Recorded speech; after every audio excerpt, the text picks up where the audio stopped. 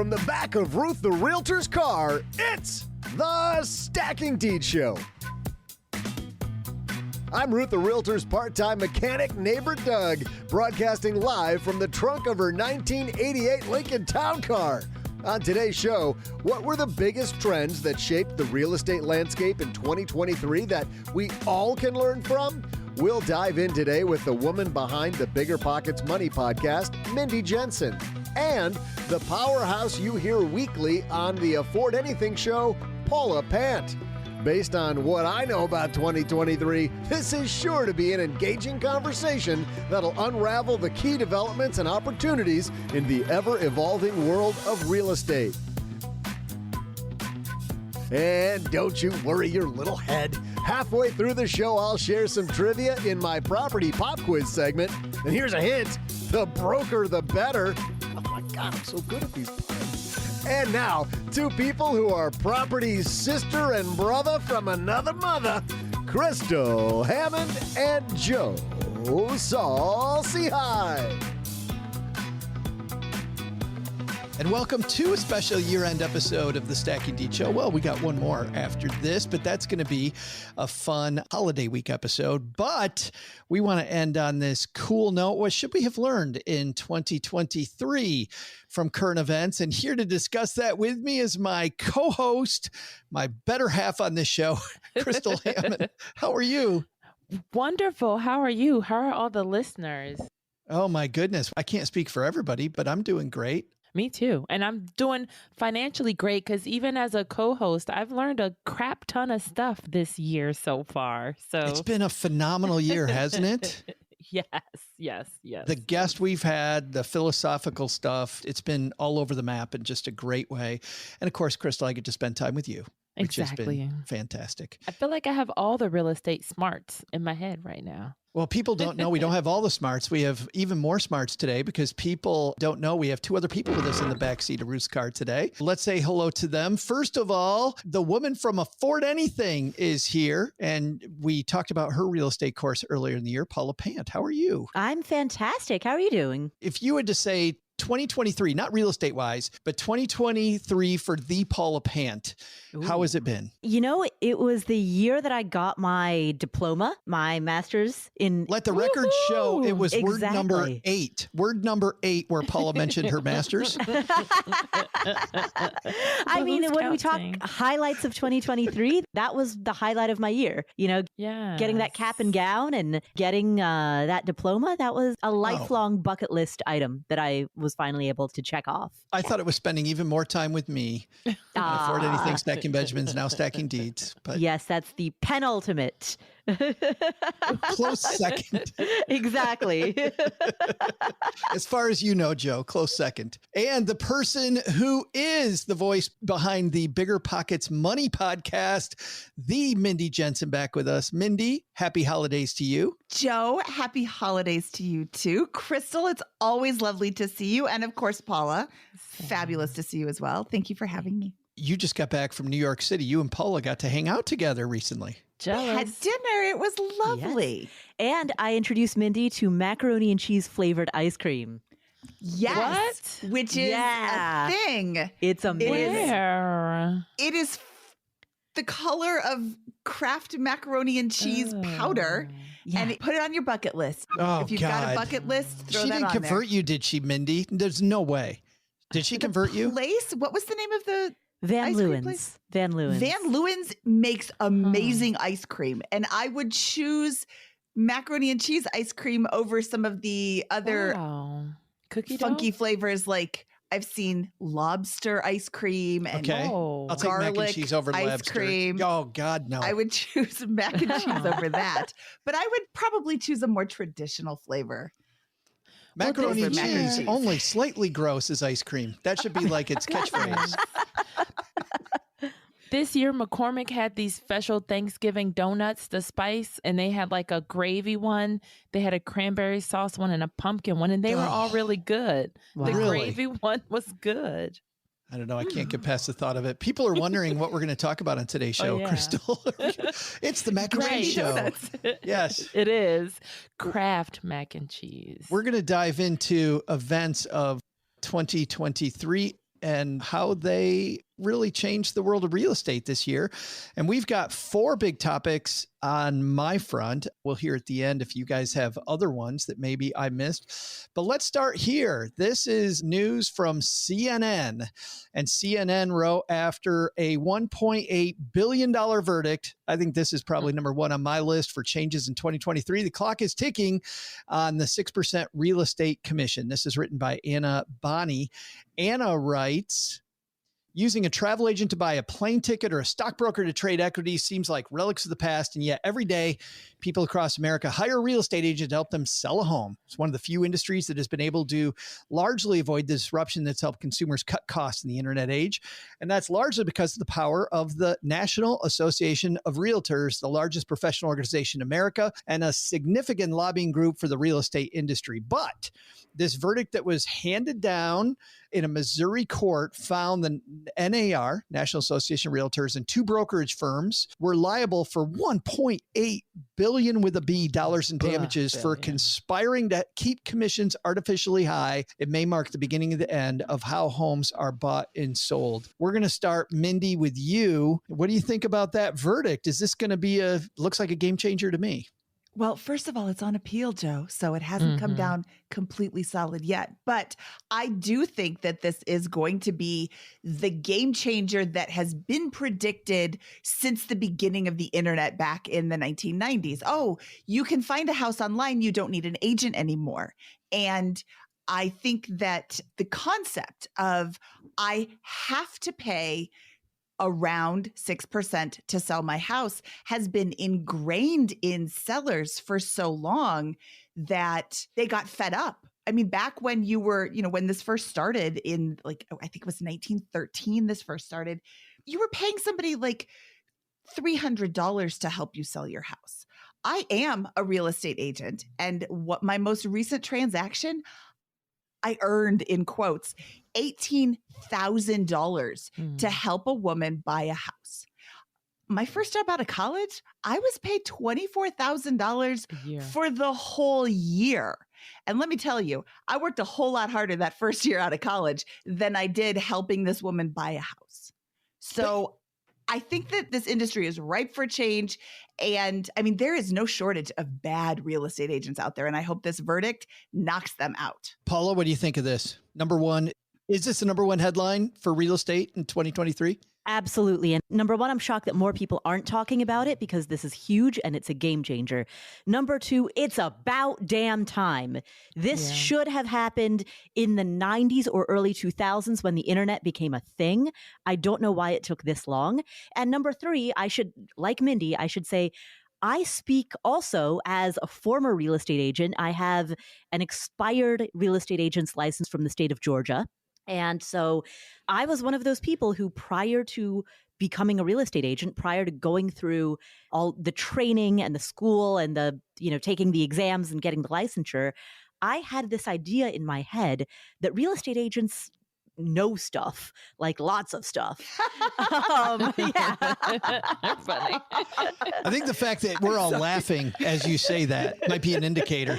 Exactly.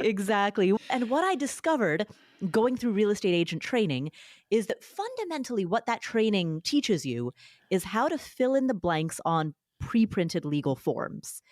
And you learn that there are, legally speaking, there are certain implications for precisely how you fill in the blanks. Like, for example, the phrase "time is of the essence" has a particular legal connotation to it, blah, blah, blah. Right? You're not necessarily learning which houses are good investments versus bad investments. You're not learning that at all. You're not learning the skill set that the average Joe or average Jane associates with buying a home. You're learning how to fill in the blanks on some pre-printed forms, which is great, but it's not worth such a steep load on a house. And the final thing I'll say is, and Joe, you and I have talked about this on my podcast, if you were to take a mutual fund that had a really high front end load or back end load, people would go nuts, right? Like, imagine paying that kind of a transaction cost to get into a fund. But people go nuts and pull about a 0.5% fee on the internet on a mutual fund, which how much that just makes me giggle about how so stupid that is. And those same idiots, sorry to jump in on your moment, but those same idiots go, but I love real estate. I love real estate. I buy and sell real estate. Really? Look at the fees over here. Right. Continue, sir. And that's precisely my point. The fact that fee, the fact that fee is so high. And one other thing is it really does not make sense that fee is charged as a percentage of the transaction, because what it means is that if you have a home that is $800,000 simply because you're in a high cost of living community, right? That agent is not doing any particular work that is above and beyond an agent one city over or 50 miles down the road who's in a lower cost of living or mid cost of living community selling a $300,000 house. Exactly. So why make it a percentage of the transaction cost? But it is interesting because, Crystal, you and I have talked to Joan Herlong earlier in the year, phenomenal real estate professional in South Carolina. We spoke to Vicki Barron, who was on, I think it was one of the Bravo shows, the early Bravo shows. Yeah. She's an amazing agent. Like, I look at these really great agents. If I get a Vicki Barron on my team or Joan Herlong, they would bring so much to the table that would help me. Yeah. Crystal, what do you think this does in the industry? Well, I think for one, even going back to what Paula said about the filling out the contracts, when I was an early days as a realtor, I thought the lawyer did most of the work. I was like, how come the lawyer isn't getting the biggest check at the table? Because I thought they did a really big chunk of the work. But then we have the realtors like the ones we had on the show, and they're bringing a lot of negotiation skills. They're bringing a lot of off-market deals. Like, they are bringing a lot of value and things that a buyer or a seller would, totally not think of when they're going through the real estate buying, selling process. You're tapping into their network of, mortgage officers. You're tapping into their network of fix it up handymen. They're like, they can tell you, hey, in this zip code, you probably don't need to fix, XYZ, but you definitely should fix ABC if you want this property to sell fast. I think the realtors are bringing some kind of value, but back then, the internet wasn't around. Like, you didn't have the Redfins and the Zillows to do your own research, because a lot of buyers, they know exactly what they want a lot of times in the first place. So that buyer's agent does end up doing not a lot of work, because the people are easy clients. We think about, this beginning of this CNN piece, travel agents buying a plane ticket. Don't need that. Although I did recently for my trip to Nepal, which Paula, you and I have talked about my upcoming trip to Nepal several times. I actually used an agent then because I want to go economy for some of the flights. I want to go business class for others. I want to go premium economy for others, depending on and I'm like, this is way complicated. And I used an agent. But that's one time in the past, maybe 10 years, I've used an agent. A stockbroker to trade a stock, not a thing. Mindy, let's go to you. Do you think this is a death knell for real estate agents, or is this much more like we've been talking about? Joan Herlong saying, no, my client is often wrong, and it's my job to tell them and be very blunt with them about, no, here's how we're going to get this done. Or Vicki Barron bringing deals to the table that weren't even on the market. Like, what the hell? This guy doesn't even want to sell his house. And all of a sudden, Vicki creates this huge, great win-win. God, I just throw up in my mouth. Win-win situation for everybody. Is that what it's going to take to be a good realtor? I hope so. I hope that's what it takes to stay as agents in the coming years. But also, Joe, I don't think you're comparing apples to apples. Oh, good point. You're talking about the price of an airline ticket. And if I use a travel agent to help me buy an airline ticket, the airline ticket still costs me the same amount. If I use, and what is it, $500, $6,000. When I buy a house, I am paying $600,000 for that house. So there's this idea that I need help, because if I mess up my airline ticket, I just call up the airline and they're like, well, that'll be $50 to change your thing. If you mess up your house purchase, that could be tens or hundreds of thousands of dollars. And there's this whole fear that you're going to do it wrong, or that I really think that the National Association of Realtors has done an excellent self-preservation job of saying you have to have an agent. You can't possibly do this by yourself. And you can do it by yourself. I know, I've done it a bunch. But the idea is so daunting that people just don't even try. They go to this. So I do hope that this is going to be a huge change in the market because, like I said before, there's no shortage of bad agents.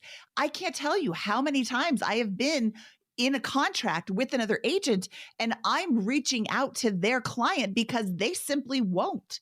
And I'm reaching out and I'm doing all this stuff because I am working on behalf of my client, and my client's best interest is to have the property closed. So that's what we're going to do. And, any agent who has a problem with that, come at me. I'll show you all these agents that are just terrible. They're not doing the service that they're getting paid for. And I'm not saying that real estate agents don't deserve to get paid. They're doing a job, and there's, like Crystal said, there's skills like negotiation and research on market conditions and market knowledge and all of that. But the level of knowledge and skill that they're bringing is not commensurate with their compensation. I had a good segue. So you brought a good point that you've done it yourself. So then I know I've bought by myself, definitely wouldn't sell by myself. So what were your transactions where you're like, oh yeah, I don't need a realtor for this? And has anyone else done it themselves? Yeah, before I was an agent, I was like, I'm not paying 6%. That's $30,000. I'll just FSBO it. Got it. It took a lot longer to sell because even though I was offering a commission for the buyer's agent, it took longer because it wasn't on the MLS and people go to the MLS to find a deal. Luckily, I didn't need to sell right away. I mean, if you need to sell right away, if you're in a pinch and you have to go, you're kind of beholden to listing it on the MLS and getting a real estate agent to help you. Paula? Well, I was going to say the structure of how real estate agents are compensated is designed such that people with more expensive homes up to a certain point, and I'll discuss where that kind of inflection point is in a moment, but people with more expensive homes get more interest from agents, right? Because if an agent is going to do the same amount of work or a very similar amount of work, let's say you've got the same market, you've got a market like Chicago or Atlanta or, name your city here, right? And in the same given market, there's a range of homes, we'll say from 200,000 up to 1.2 million, right? There's maybe some outliers, outlier lows, outlier highs. But let's say, I'm making up numbers here, but let's say in a given market, the middle 80% of homes sell from 200,000 to 1.2 million. Well, it makes logical sense that most agents would want to be representing homes that are in the upper half of that. Homes that are, we'll say, let's say the upper 1/3, 800,000 to 1.2, right? The people who have those higher priced homes are going to be courted by the most number of agents. They're going to probably have their widest selection of agents. Those agents are going to be the most eager and enthusiastic to get back to them. They'll return their calls the fastest. Meanwhile, people who have the $200,000 homes are getting less attention from agents, right? So the whole system is designed in such a way that it doesn't make sense. The people who might have complicated, it just doesn't make sense. It just absolutely doesn't make sense. Now, I understand that, the outlier ends, both on the low and high side, there are some additional complications, right? If you've got a home that is extremely, extremely expensive, if you're representing Taylor Swift's home or Travis Kelce's home, right? There's going to be... Or Mindy Jensen's home. Exactly. There's going to be a very small pool of buyers. And so I absolutely get that if you're representing an exorbitantly expensive home, there's an extremely tiny pool of buyers, and that home might languish on the market for a long time, or it might need additional attention. So I get that. And I get that there needs to be higher compensation for that. But likewise, I've also seen agents who, represent homes that are selling for $40,000, $50,000. And so they have to put in, they're like, look, my minimum commission is $1,500. It can't be a percentage anymore because this home is going to sell for $40,000. So I'm just going to charge a minimum $1,500 commission for this extremely low priced home. Right. Like the whole structure is set up not only to be bad for the agents, but also to be bad for society. I'm going to throw this out to all of you because we saw this happen in certified financial planner world where people went, ooh, these big brokerage firms in the 90s, these big brokerage firms might not be on our team. And initially there was a push going, no, you need to stay with the name brand, right? You got to stay with the name because the name brand is where it's at and they're going to protect you. Do you think that, Bill CFP in a box working by himself can help you like Merrill Lynch can? Are you kidding me? And then that became more and more and more ridiculous. But over that time, what happened was a bunch of people just said, I don't trust Bill Financial Planner in a box, and I don't trust Merrill Lynch, so I'm going to go do my own thing. Some people navigated that well, but for those of us in financial media, we got a bunch of financial F-ups that we get to talk about where people stepped on a landmine because they moronically decided, that this complicated thing, Paula, to use your phrase, this complicated thing, I'll just go ahead and do that myself because I don't need any help. And it turned out that they did. Now I feel like financial planner in a box is who finally we maybe trust the most, right? We're like, oh, has all the designations, has all the tools, works independent, not beholden to anybody.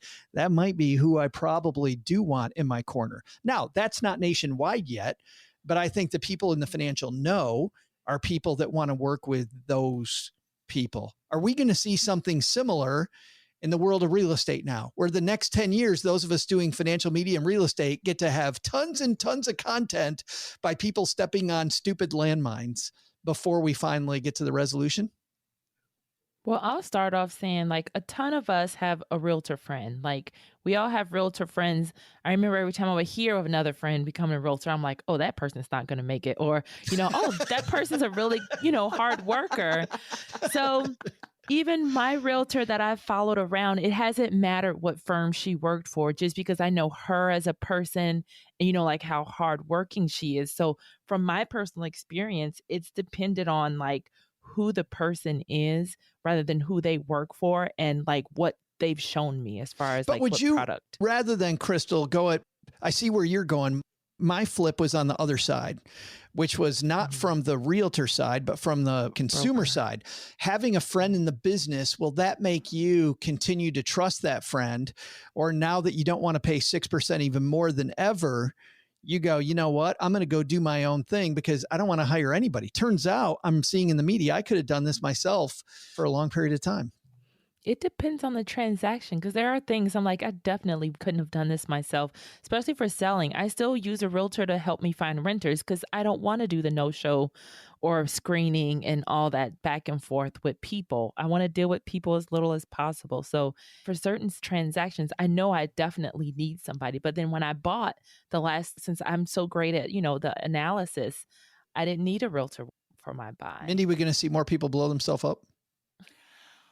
I think that we will start to see more people doing FSBO, for sale by owner, in the beginning, because when you are listed on the MLS, it starts counting how many days the property has been on market. It's called days on market. And that's a category that comes up on almost every listing. And when you see that this property has been on the market for 412 days, you're like, ooh, what's wrong with it? So when you try it, FSBO, it's not on the MLS. It's not counting days on market. So I think you're going to start seeing a lot more people testing it out. The issue is it's not that easy to sell FSBO. Back in the beginning of 2022, when you could just put a burned out shack on the market and you would get 47 offers, of course you could sell FSBO. No inspection offers above asking price. All of that horrible. I mean, that was a fabulous time to be a real estate agent. All you had to do was answer your phone and you had 50 clients. But, offers. It is a lot more difficult to sell FSBO. We've got this like perfect storm going. There's all these different things. There's no inventory right now because everybody has a 2% mortgage that they don't want to give up. Nope. So anytime a property does come on the market, it's still selling right now, because there's nothing else to choose from. And there are people who have to move, who have to buy. So we've got no inventory. We've got this lawsuit coming up saying you don't have to pay your real estate agent. I think you are going to start seeing FSBOs, because why would I pay you, Joe? Why would I pay you $50,000 to sell my house when I can just do it by my big girl self? Paula, though, are people going to blow themselves up? I think yes. People who Yes. I think that people who try to sell their own homes will misprice their home largely because they have a lot of emotional connection to their home, which makes them value it more highly than the market allows. I think that we'll start to see, the making offers and making counteroffers is highly procedural. And when you have people who are not trained in that procedure, then that can open itself up to a lot of miscommunication. It can open itself up to misunderstandings, to contract disputes, things of that nature. So I think we're going to see a lot of that as more people try to represent themselves. So yes, I think that if people try to represent themselves, then there's a lot of people will either not fully understand the contract that they're getting into, or end up in a land of contract disputes. Somebody wants to keep the escrow payment because they think that the terms haven't been fulfilled. There's going to be lawsuits filed related to escrow, things of that nature. And we haven't even touched on the scams. That also opens you up to a whole class of people that you're not prepared to know if they're serious or not. Even when I was selling, my realtor helped me decide, okay, this is the kind of loan we're looking for. It's not, they're like, these loans tend to not close, or, people with these kind of scores or, things like that, these tend to not close. So they know what banks or lenders or what programs tend to close or what tend to take longer to close versus shorter to close too. A successful real estate pro friend here in Texarkana wrote a long post about this, saying that, you're going to see in the media coming up a lot of discussions about real estate fees. And I would like to talk about all the things that we do and all the value that we get and how we're supposedly rolling in money and we're not. And then talking about how 50% of it in many cases, especially, and even more, as for new agents, goes to the broker. We may see that change, right? As the brokers are going to struggle to find new agents. The second thing she talked about was all of the places where a real estate agent adds value. And my first thought when I read this was, it's about time we finally saw a laundry list of what you actually do.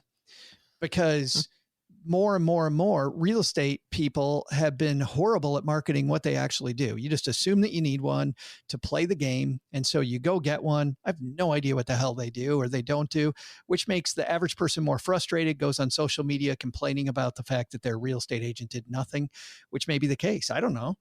I just don't know. And to see this laundry list of what a good agent actually does, hopefully we see a lot more of that in 2024, because I think that is much needed. And, separating good people from bad people. It'll be interesting to see what we're talking about a year from now in 2024. That is the first topic of our topics that we're covering on this episode. Stretch. I know, right? We're going to have more, but I think we do need a break, Crystal. Doug, you got some trivia for us? Somebody knock on the trunk. Doug, you awake? Hey there, Dieters. I'm Ruth's wrench-wielding repair guru, neighbor Doug. And since our roundtable is talking about some of the biggest news to happen in the real estate world in 2023, I thought I'd bring you some sales commission trivia. Man, I hated paying the sales commission when I bought the Brooklyn Bridge a few years ago, but that was nothing compared to what the British monarchy paid Hugh Despenser. He's a real guy. Check it out. Way back in 1308, they paid Hugh Despenser for brokering the marriage between King Edward II and Isabella of France. In today's dollars, that dude pulled down over $100 million. Totally pointless to have all that money back then, though. He's sure he could have had a few Lamborghinis, but the roads were total trash back in 1308. But what about in modern times when you can actually have some fun with your money? The biggest known sales commission was over $40 million and was paid out for brokering what well-known hotel chain sale in 2007. I'll be back right after I see why they haven't renamed that bridge like I asked them to.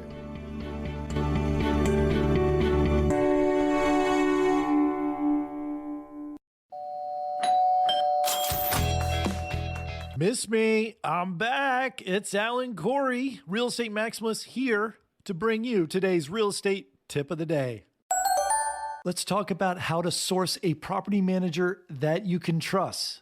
The best way to do that is to get referrals from people you already trust that do real estate full time. I'm talking real estate agents, mortgage lenders, maybe other real estate investors. You want to go to the best person in a certain field because they know the best in their adjacent fields. Their recommendations are going to be gold. But don't just look at online reviews of property managers, because typically the ones that have the lowest ratings could potentially be the best property managers. Because if you look closely, it could be all one-star ratings that say this property manager wouldn't let me break my lease early, or this property manager charged me a late fee when my rent was late. Let's be honest, that's the type of property manager I would want managing my rentals. Wouldn't you? And that's today's House Money Media real estate tip of the day. If you're craving more real estate education, then head over to housemoneymedia.com to check out my real estate coaching and courses. Use coupon code DEEDS for 10% off all of our products so you can learn everything you need to know about long-term and short-term rentals, whether you're investing locally or out of state. That is DEEDS, DEEDS, for 10% off for all Stacking Deed listeners only at housemoneymedia.com.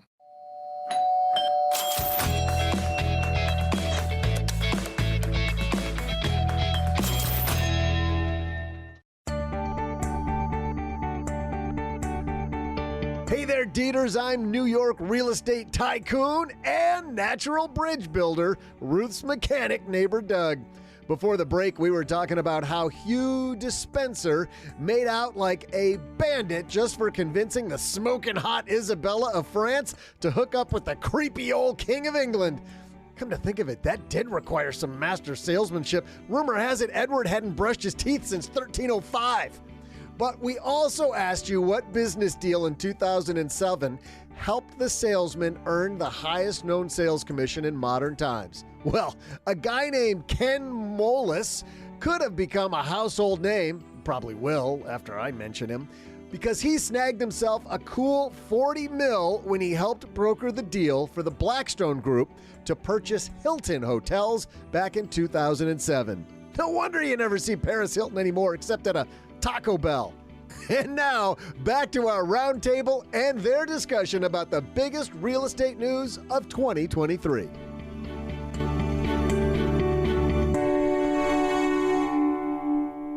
Well, these next two topics I don't think will have they'll have the excitement factor, but I don't think there may be as much to say. But these are also big, maybe not nearly as big. Let's start here. The short-term rental game definitely changed in 2023. In fact, I did a search while I was preparing for this, and all I put into Bing was short-term rentals horrible. And this is what I came up with. Judge lifts short-term rental ban from Lake Michigan Beach Town one day before we record this. 6 days before we recorded this, editorial out of Los Angeles, LA needs a better plan to crack down on illegal Airbnbs and short-term rentals. Dallas short-term rental owners look to block ordinance that adds restrictions. Norfolk, Norfolk City Council member pushes for short-term rental applications pause. A town in Connecticut approves moratorium on short-term rentals. Over and over, short-term rentals under attack by different municipalities across the United States. Paula, is this necessary, or is this the end of short-term rentals? Is the game just changing? Well, first of all, it's nothing new. This has been happening since the dawn of short-term rentals. And it's because short-term rentals are competition for hotels and motels. And there's a very, very strong hotel-motel lobby.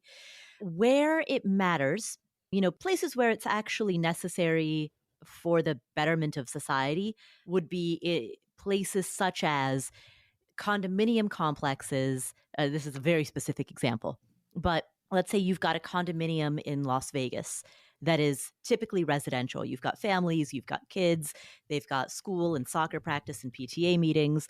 All of a sudden, a lot of owners start Airbnb-ing their places, and it turns into a de facto hotel.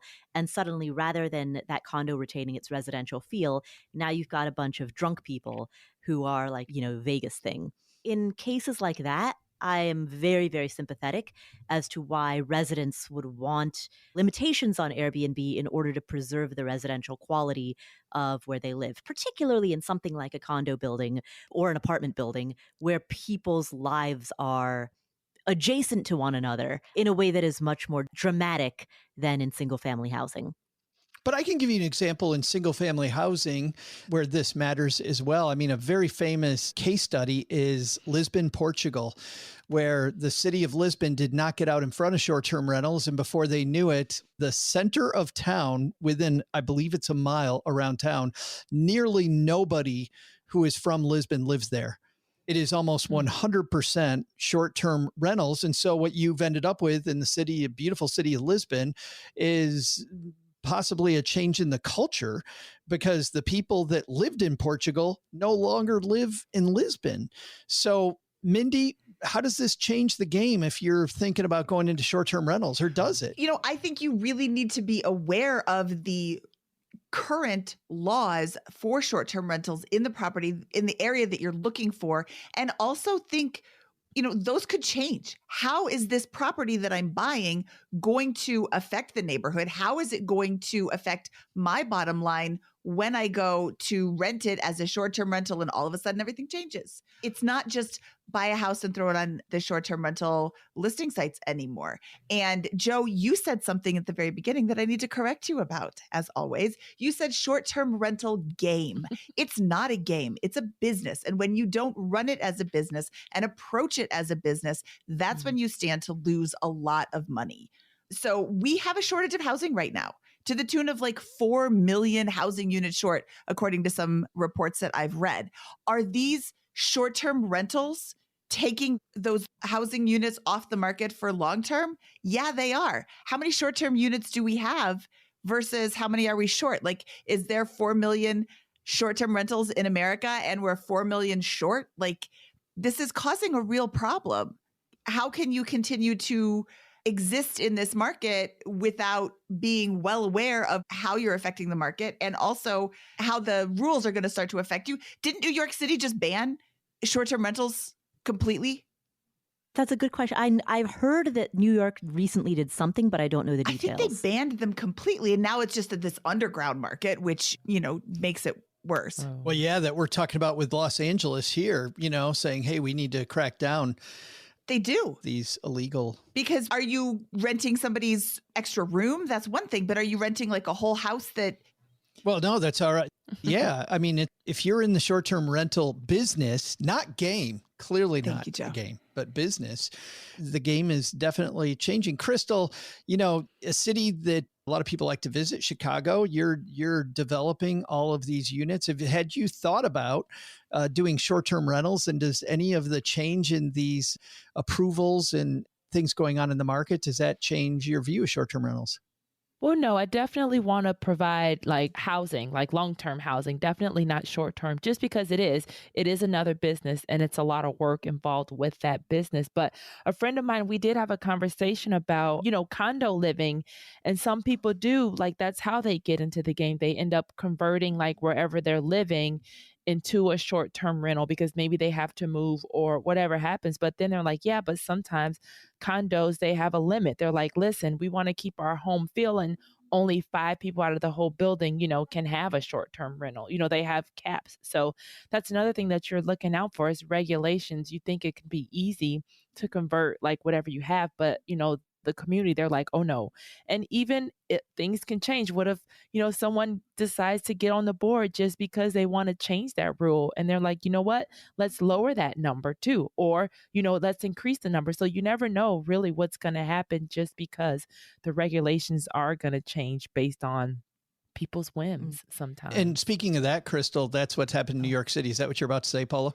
Oh, no, I was going to say, so to expand on the idea of somebody joining the board in order to change the policy, that happened in the condo building that I lived in Las Vegas, where when the building was originally builder-owned, developer-owned, right? It was a new construction. Yep.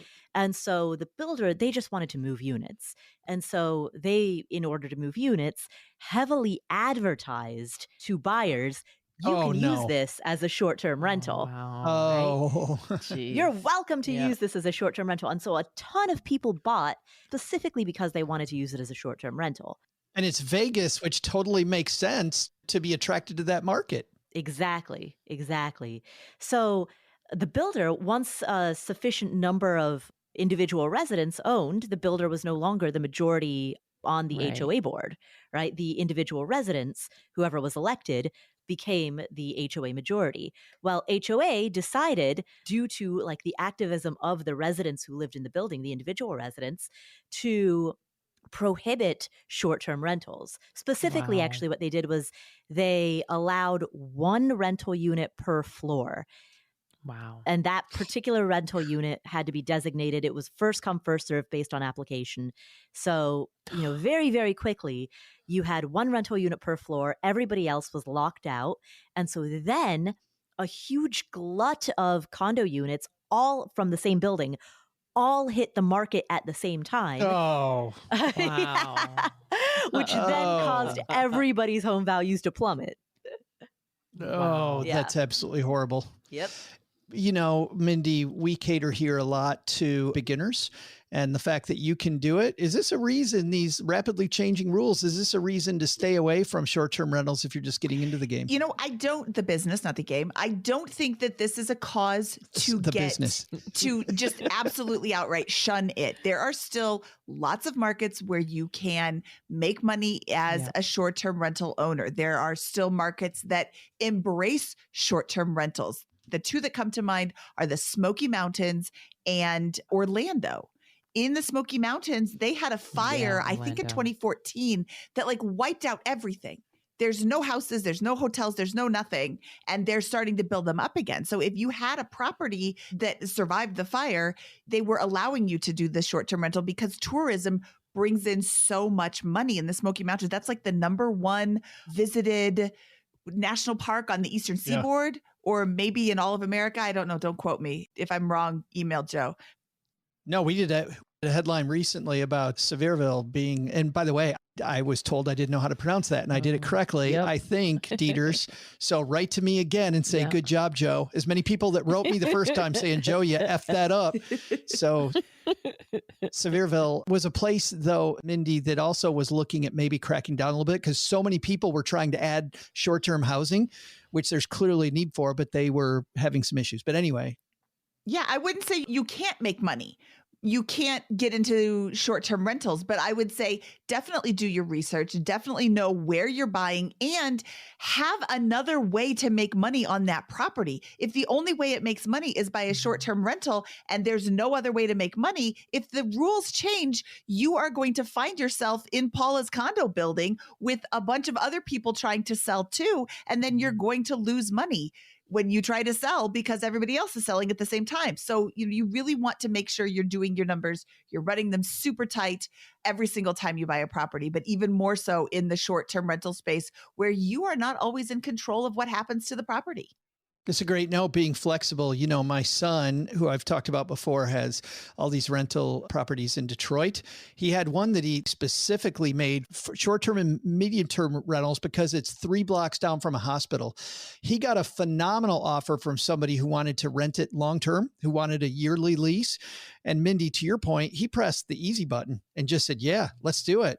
Yeah. Didn't make as much as he potentially might have made, but it was one less thing for him to worry about. And so having that flexibility to go a different way, I think is going to be really important. And being flexible and, your idea, because we talked to Whitney Hansen about, her unique Airbnb that's shaped like a flower pot. We had Antoinette on, who turned her rental into the assisted living facility. So people are doing totally different things with their rentals, not just Airbnbs. They're thinking outside of the box too. Let's go to our final topic, which it comes to us from Slate. We wondered about a year ago, coming out of the pandemic, where this was going to land. But Slate has a great piece that's called "The Ticking Time Bomb in America's Downtowns." And this is written by Henry Graybar. Henry writes, they call it the debt wall, and it's not the kind of wall that protects you. It's the kind that might collapse and crush your village or into which you might crash your car. Specifically, it's $1.5 trillion in commercial real estate debt owed to banks, pension funds, and insurance companies before the end of 2025 and secured by a national portfolio of office, retail, industrial, multifamily properties that may not be worth what they were 5 or 10 years ago when these loans got made. We're looking at the world of commercial real estate, and Paula, Mindy, I love having both of you on the show because while you know a ton about real estate, that's why we have you here. Your shows are both wider, right? You talk about money in general.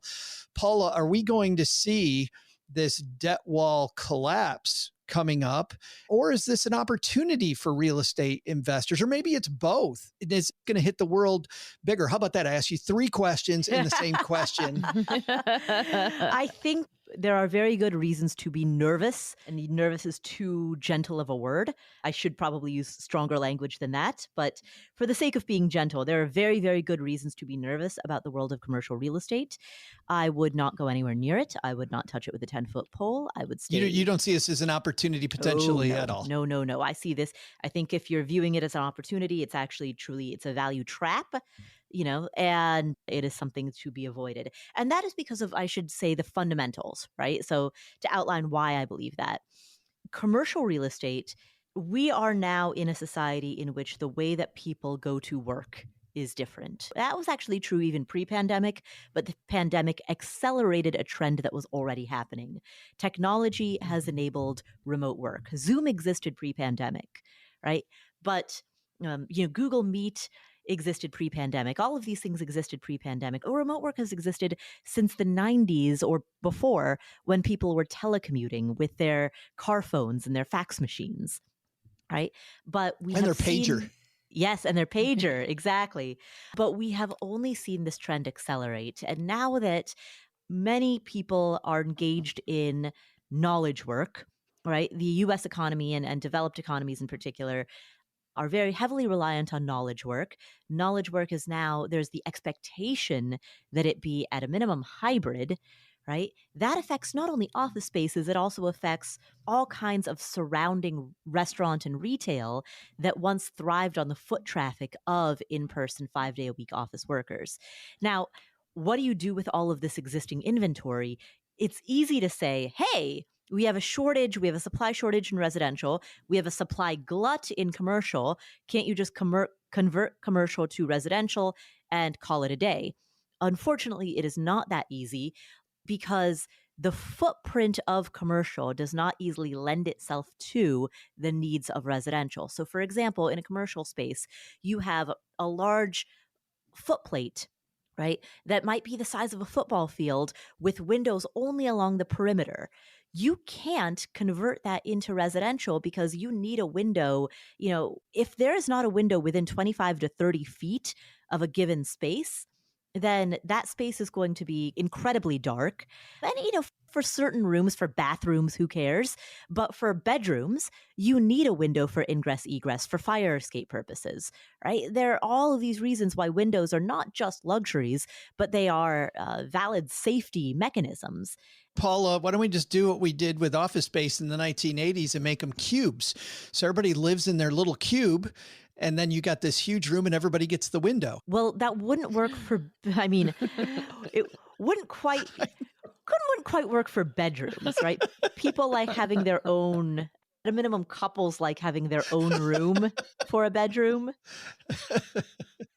So for all of those reasons, for the reasons of you need sufficient elevators, you need sufficient kitchens, you need sufficient windows, you need sufficient fire escapes, right? The architecture's off. Exactly. The architecture is totally off. Now, there are certain ways to retrofit it. You can, for example, donut a building and build an interior courtyard, and that increases the number of windows, which increases fire escape, ingress, egress, which then allows for more of those units to be converted into residential. But blowing a donut hole into an existing building is an incredibly expensive and precise process. So that's the reason that it's not so simple. I'm thinking about the cost for a lot of these old industrial buildings that they've changed into lofts and how expensive that was. It took forever. Now people love living in them. But I remember at first people were like, are you kidding me? And the huge cost to do that, plus dealing with the city and the zoning requirements. Mindy, do you have an amen to what Paula said, or first of all, I always say amen to what Paula says. But I have a little bit of, I want to go in a slightly different direction. Somebody asked at the Berkshire Hathaway meeting this year about commercial real estate, because this is a big topic. It's not just you, Joe, that's paying attention. Warren and the late, great Charlie were also paying attention. And Charlie said that the U.S. banking sector is full of bad loans in the commercial real estate space. And the reason is they don't come with fixed rate interest rates. You buy a house and you get the option of an adjustable rate mortgage or a fixed rate mortgage for the life of the loan. And in a commercial building, you get the option of a adjustable rate mortgage, and that's your only option, and it's fixed for a short amount of time. So people who were buying these properties and running them at these low interest rate scenarios then are suddenly hit with these much higher rates, and they're like, I can't even afford the payment on this, let alone like making money off of this. So Warren chimed in, the buildings don't go away, but the owners do. And I think you're going to see a lot of commercial buildings changing hands. I would really love for them to be coming in and taking the place of these Airbnbs. Sure, I'll stay downtown at an Airbnb downtown in a whole Airbnb building, but I don't think that's the case. Like you guys said, it is a giant headache to convert them over, and it takes forever. And by the time that's done, we won't have this housing shortage anymore. But I just think that there's a lot of pain coming in the commercial space because the operators can't afford to continue to operate these buildings at the costs now with this massive spike in interest rate costs just and so quickly. Like, how many times did they raise rates last year or this year? Like, you can't even count. It's like 8 or something. I think it was a bajillion. I think the number was a bajillion yes, times. That sounds accurate. Thank you for having those numbers that I didn't have at my fingertips, Joe. Anything for you, Mindy. Last topic very quickly for each of you, because we all know how much interest rates have gone up this year. Speaking of that, Mindy, great segue into this last thing. Yeah. My son, specifically, to just show you what happened in our family, looked at a deal and decided to do his first flip in a long time because of the fact with interest rates higher, he could evaluate positively a deal for a flip, and he's got a good team where he thinks he can do a quick turnaround, where a long-term deal, because of interest rates, just didn't, the numbers were not going to work. Are we going to see, because of rising interest rates, people looking at the real estate business, not a game, the business, much differently? Crystal, let's start with you. Is 2024 going to be a transition year for a lot of our deeders? I think that, remember, I love to say this, back when I bought my first place, I was making $14 an hour and the rate was 7.5% adjustable. And that was even, saving money, it was adjustable. But the deal was there. It was way cheaper than paying rent for me. So that was a no-brainer. So there's deals out here, like we said too before, that bidding wars, like that's not sustainable. So this correction was needed. It's weeding out the unserious people. Like, you really have to be on your stuff to make it. So this is good for our deeders, just because this is going to force them to do the math before they get into a project. They're really going to know that, yeah, even with the 7.5% interest rate, the numbers work. The numbers make sense. And so you're going to have to know the math. You're going to have the great teams. And it's going to force you to do that extra homework and wait it out. Paula? I think home buying will continue. Home buying was already low, and it will continue to stay low. What will continue to stay low? The number of people? Yeah, you mean yes. We're going to have a tight supply? Home buying volume will continue to stay low. We will always have a tight supply of inventory. That's perpetually going to be true for the foreseeable many, many years to come. What we saw this year is that home buying activity significantly declined due to higher interest rates.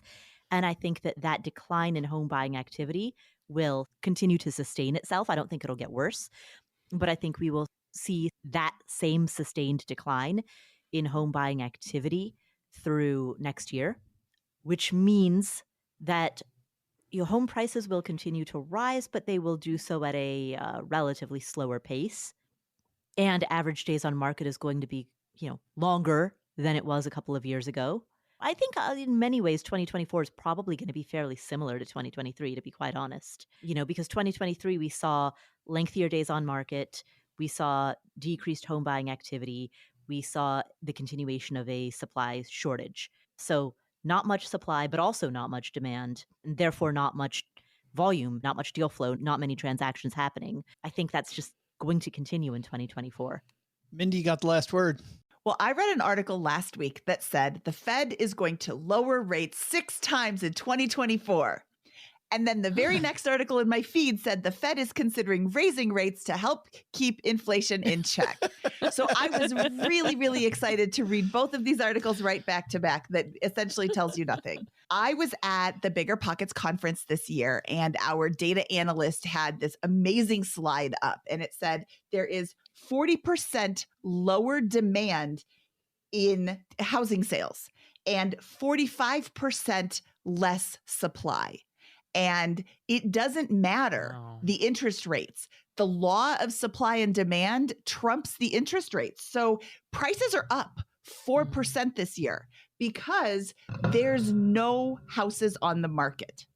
I think interest rates will continue to have a factor for people who were just, I don't like my kitchen anymore. I'm just going to sell this house and get a new one. Those people are going to stay in that house with that ugly kitchen, and they might remodel the kitchen. I think, though, when interest rates do finally start coming down, according to my first article, you're going to see a glut of people jumping into the market. So, final word, if you're thinking about buying property as a rental, as a primary residence, now might be the time to buy it, so long as you can afford the payment forever, because there's no guarantee that rates are going to come down. But if now's the time to buy it, because you're only competing with a very few people right now. But once rates start coming down, everybody's going to come back to the market, and you're going to be in this multiple bid situation again, like in early 2022. That's my guess. Yeah, I love this idea that we're going to have a flood of people in the market at some point. It's because at some point it will happen, right?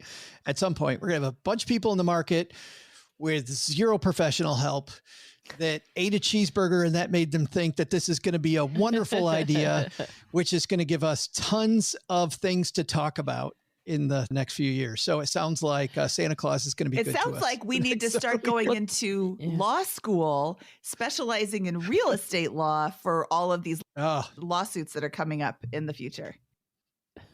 I'm hoping if I could just go to Columbia, like that would be, that would totally make it for me.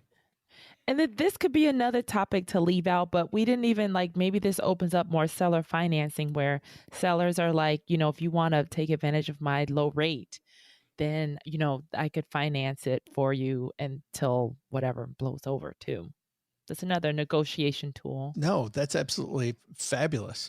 Any other topics before we say goodbye that we left out? Mindy, Paula, anything that you thought would be super important from 2023? Just assuming loans hasn't been a thing for a long time, because everybody can just get a 3% loan. So why would I go through the hassle of assuming yours? But you can assume an FHA or a VA loan. I'm not sure if USDA loans are assumable, but you can assume these loans, and then I get Crystal's 3% loan because she needs to move. I just take over, the loan goes out of her name and goes into my name. It's just always funny whenever I hear just the phrase USDA loans, I think got house. I can't not. That's how effective that advertising was. They should totally do that. All right. I think that's going to do it that's going to put a bow on 2023. Thank you, Dieters, for hanging out with us all year. Yes. Crystal's been just a fantastic ride. Oh, yeah. What a great way to finish it. Let's find out what's going on where all of our guests are. Mindy Jensen, what's coming up on Bigger Pockets Money? We are getting ready for the new year. New year, new you. Let's get your money in check. So we are going to give you tips and tricks for how to get your money in order in 2024. I've never heard that phrase before. Maybe you should say TM at the end of that. New year, new you. I invented that. That's great. Fantastic. Mindy Santos. We're going to call her Mindy Santos. Wow. Why don't you just punch me in the face, Joe?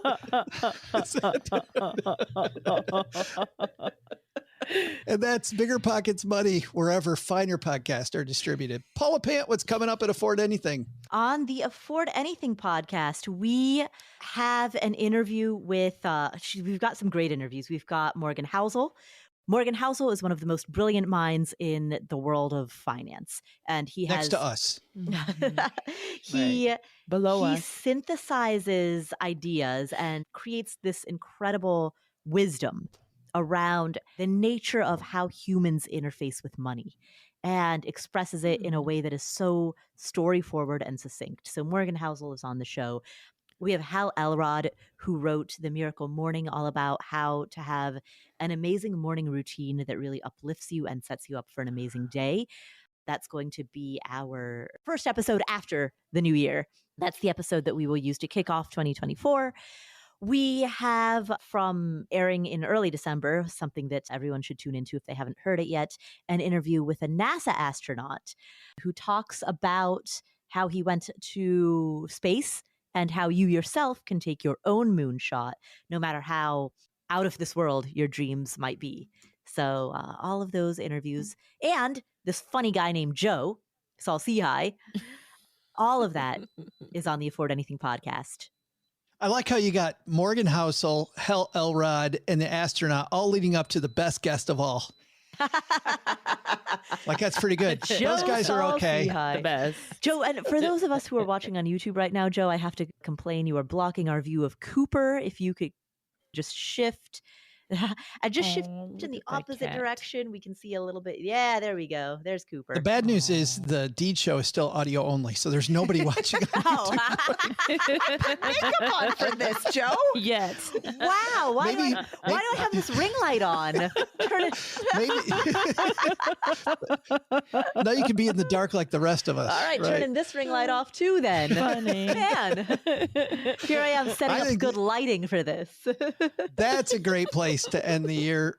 Crystal, if people want to get our show notes, where do they find them? Head to stackingdeeds.net/show notes and we will get you the show notes. And don't forget, you can provide questions. Go to stackingdeeds.net/voicemail so that we can answer your questions or cover a topic that you want to learn more about. All right, everybody. Happy holidays.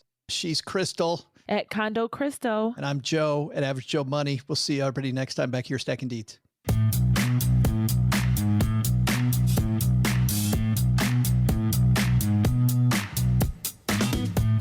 So what should we do based on what we learned today? First, the next time you're hiring help for your next real estate buy or sale, negotiate.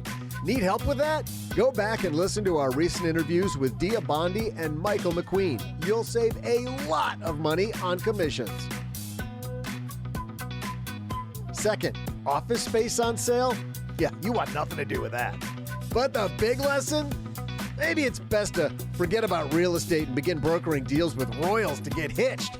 Hey, I wonder if Prince Harry might be interested in that one actress from Suits. They might make a great couple. I'll make a phone call. Thanks to Mindy Jensen for joining us. You'll find Mindy on the Bigger Pockets Money Show wherever you're listening to us right here. And you'll also find Paula Pant's Afford Anything show wherever you're listening to us. Huge thanks to Paula for joining us today. And check this out. Turns out that woman from Suits, apparently her name's like Meghan Markle or something, seems like she and Harry already thought it was a great idea to get hitched. So now all I gotta do is call up Harry and grab my commission.